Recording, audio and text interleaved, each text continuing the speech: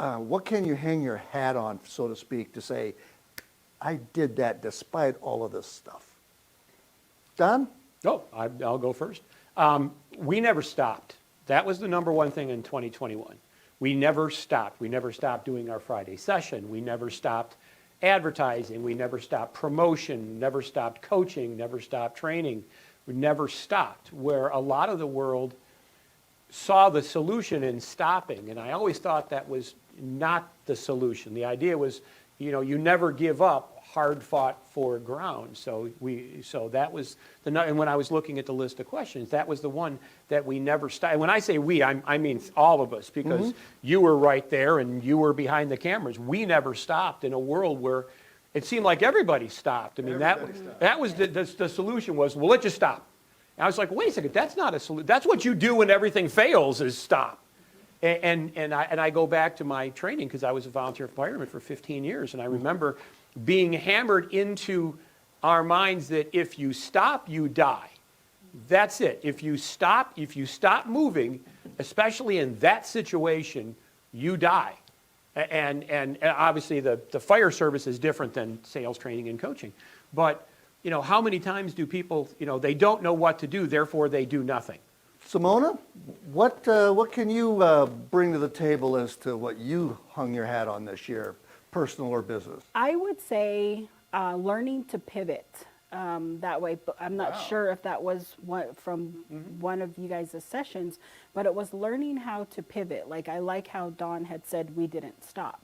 And so it was learning how to pivot, meaning okay, we can't do things the way that we normally did because there were outside forces that were either restricting us or not allowing us to do the business how we normally were used to. So we had to learn how to pivot. We had to adjust what we were doing to stay within the lines of being able to continue our business and not stop. Because for a lot of people, if we stopped, then it meant there was no income.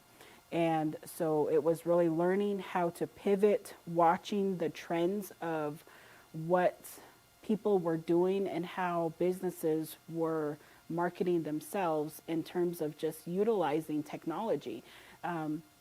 My business partner, Terrence, has always been so big on video. And had I jumped onto his concept way in the beginning, I truly believe that our company would be a lot further advanced, because he was talking about the power of video in 2014, and this was before the pandemic. Right. But it took a lot for me to break through my own limiting beliefs of being able to know that when you have a valuable product that you offer, it's knowing that self-worth and being able to implement it, being able to launch it. So for me, it was learning to pivot and also learning to continue to have that learning curve, continuing to learn different platforms and looking at the trends, like what are other businesses doing in your industry that are similar, and how can you pivot to either imitate them or add your own twist. And that's what I liked about what you guys were doing, was you guys still continued to do what you were doing, but you also pivoted with the industry and the market and brought your own personal twist to it. And that must have been difficult for you, because you come from a culture of storytelling. The Navajo Nation. That's interesting. Yeah, the Navajo Nation is a storyteller nation, and as in so many native cultures, but you had a struggle with the storytelling, and the pivot kind of re-embraced you with your culture. Yes, in a way. It really did. And honestly, I've been a student of Don's for many years, and I've heard his information and his content repetitively, so it should be innate. It should be a part of me.